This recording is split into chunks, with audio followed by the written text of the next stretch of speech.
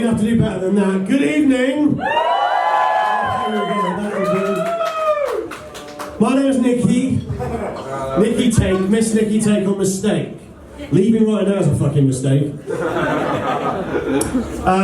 every time I get on stage, there's always two boys that want to fuck me. That's a mistake. And there was one hanging around at the end of the evening when he knows I'm a boy. That's a real fucking mistake. So I'm a trans comedian, kind of spend a lot of time in the States. I always have to explain this fucking joke. I've been happily married for 10 years. In America, they get a round of applause. I'll do it again. I've been happily married for 10 years. Thank you. We just celebrated our 18th wedding anniversary. We've just celebrated our 18th wedding anniversary. Fucking hell, guys. Yes, that means we've been fucking miserable for 8 years, but it's okay. It was the first 8 years, then I discovered her wardrobe, and now we're best of mates. So I travel the world doing as I'm a corporate drag queen, so I spend my life in America, Australia, all over the world, going into boardrooms and as a management consultant, dressed like this, well, maybe a little bit more conservative than this. And I start my sessions with, I'm the T in LGBT, if you got a problem with that, fuck off. And then I start to promote diversity and women in business. And that's what I do. So all over the world, when I'm over the evening, I get in comedy clubs. And it's interesting, comedy clubs are full all over the world. And they're full all over the world because they've all got the same problem we've got. Television is shit. So you appreciate the irony of you all coming out tonight to avoid watching TV, and now you're watching a TV. Yeah, fucking hell, if I have to explain all the jokes, we're going to go a long time. So I've got a couple of funny looks. I think I'm getting used to those funny looks now. And I've been doing this for 3 years, and I'm used to the way that people look at me. And so the boys, you're all looking at the skirt and you're thinking, why? And girls, you're looking at my contouring and thinking, how? And after the gig, I'll be in the ladies' room, because in everywhere civilised I'm allowed to be, with your girls, talking how, and you boys will fucking realise why. And you should be worried, because I have the 3 things that women find sexy in a man. Number 1, a sense of humour. I've made her laugh. You're not going to do that till you take your boxer shorts off. Oh, you're mad. That's not P there, is it? More about these 2 later. They've been handing out flyers for me outside Cowgate for my show, wearing little mini skirts and high heels. And I walk into the bar today and they're not fucking wearing them. This is the night. So I said 3 things: sense of humour, number 1, number 2, a sense of style. How am I doing, ladies? Hands up, girls, if you like my Michael Kors skirt. There you go. So, and then number 3, a black American Express card. That's the one without a limit. Who wants to come shopping? Right, not everyone's laughing, okay, and I think I understand the psychology of that now. So look around the room and find the women who aren't laughing. Right, and you look at them and I'll explain it. You ready? I'm prettier. You're fucking laughing now, aren't you? Here's what you need to do, ladies. Go down to the Mac counter, that's not a computer shop, and say, I've seen a tranny looks better than me, do me. Okay? But not in Liverpool, which is my hometown, because the phrase do me means something completely fucking different. And you don't want to get done. Well, you're in CC Blooms at 1 o'clock in the morning, maybe you do. And then now find the men that aren't laughing, right? Now, not the ones that are sat next to the ugly girls, because they are laughing just on the inside. Now find the ones that are sat next to the pretty girls, and they're not laughing for 1 or 2 reasons. They either want to be a tranny or they want to fuck a tranny, but they're feeling really uncomfortable with all these queens on stage. Aren't you, boys? No? Now, if you're sat next to a boy, right, and he's not laughing, and he's your boy, you need to fucking know, right? Because he's either going to be a tranny, he's going to fuck a tranny, and you need to know, ladies. And so, because obviously, if he wants to fuck a tranny, you need to leave him, because you can't compete. We fucking know what we're doing, don't we?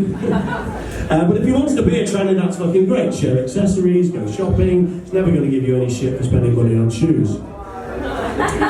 So I have a little routine to help you understand whether or not your boy wants to be a tranny or wants to fuck a tranny. I call it "you might be a tranny." Right, and then here's what you do. If your boy's been away on a business trip for 1 night, but taken 2 outfits, he might be a tranny. If he took matching shoes, he fucking is a tranny. If he's been away on holiday for a week and had to take more than 1 bag, he might be a tranny. If both those bags had to match, he fucking is a trainer. And if he came home with a third bag because he'd been shopping, he's a fucking drag queen. If he has ever been complimented by a complete stranger on the way he dressed, he might be a trainer. If he has ever dressed in order to get a compliment from a complete stranger, he is a fucking trainer. And if he has ever undressed in order to get a compliment from a complete stranger, he's not a drag queen, he's fucking weird. Okay, so I've learned a couple of interesting things in the last few years. First, I should say I'm straight. I'm happily married to a woman. I've got 3 kids. That's one of each. Go on, think about it. In America, I have to fucking explain that as well. It's biology, you know. One boy, one girl, one we're not so sure. One gay, one straight, one we're not so sure. One bright, one stupid, one well, actually we fucking know. It's always the middle child, isn't it? Do you know that? My daughter was flicking through my Facebook the other day and she saw me in this skirt and she said, "Daddy, that skirt's too short." I was like, why don't we have this conversation in 5 years' time when you're 16, Rex, and you're trying to fucking borrow that skirt? She won't be in her mother's wardrobe, that's for certain. One of the things I've learned is that this is the second most common kink for heterosexual couples. Like 42% have tried some kind of gender bending. Anybody want to hazard a guess what the single biggest sexual kink is? No? Okay, no, we're in CC Blooms. I think you'd have a good guess. It's BDSM. Do you know what that is? Bondage and sadomasochism? Yeah? Okay, 56% of straight couples have tried some form of BDSM. Now that could be as mild, right, as tying him, him tying her to the bed, or it could be, all the way up to, you calling me mistress and sucking my toes. You're dead cute, I like that. Talk to me after. You can all call me Miss Take, but not you. So, like 56% have tried something like that. 42% then have tried some kind of gender bending. Okay, that could be as mild as him trying on her knickers, all the way up to her getting a strap on and getting some fucking payback. So I'm telling this, I'm on the way to a gig. For about 6 months I was a residency at a comedy club in Soho. And I'm in the back of a taxi and I'm going over there and I'm telling this gag to this taxi driver, and there's a kind of pause at the end and he goes, well, let's face it, who hasn't waited until their wife has gone away and then tried on their knickers? It's like, fucking hell, that's brave. Admitting that to a complete stranger in the back of a taxi. I said, well, me for one, for 2 bloody good reasons. Number one, this is not a kink. Right? I don't do this for sexual gratification. I do this for £5 grand a day. Right? It's all about money.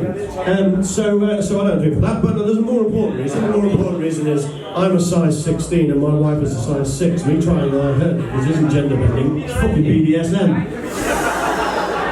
Oh, good. I'm glad you get that. How am I doing for time? Everything good? We'll wrap up. Wrap up. Okay, I'll wrap up. I'll give you one more go, and then I'll get off stage, okay? So my agent has just booked me a gig in Dubai. But under Sharia law, cross-dressing is punishable by death. And he said, well, you phoned me up, he's a bit worried. And I've thought about it for a while, because I fucking love cross-dressing, but death is sort of permanent, isn't it? So I said yes, on one condition. And the condition is he gets me a gig in Amsterdam, so I can practice. He was like, that's not problem. Well, why would you want to practice in Amsterdam? I was like, well, where else would I practice being stoned? Now, Sharia law's a bit fucked up there, because apparently under Sharia law, 2 pounds of silicon to my chest and I'm going to hell. But 2 pounds of C4, I'm fucking going to heaven. With 72 virgins. Who the fuck wants 72 virgins? Give me one girl from Liverpool and I'll be happy for eternity. I've been happy for 18 years with one girl from Liverpool. I think we can probably make it for another 18 years. And I'm just a quick promo for my show. I've got some shiwis. Any genetic girls in? Right, so they passed this obnoxious law in North Carolina that says, regardless of how I present, I have to use the little boy's room for a pee, which is fucking nuts. And so I'm taking the piss out of it down at Cowgate every day at 5 o'clock, except Thursday, because it's results day for GCSE and I'm really going to stop my wife killing my son. But I'll be there tomorrow and I'll be there Friday and Saturday night.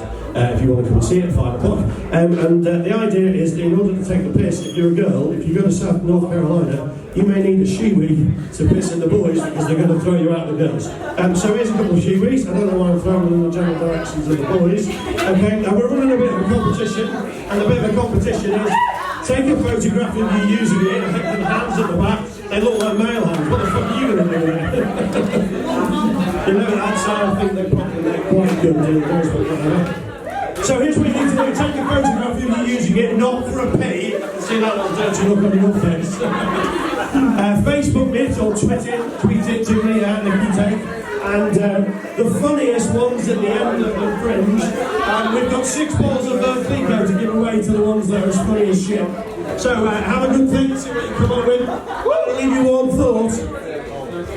Are you ready? Last gag takes balls to do this. Good night.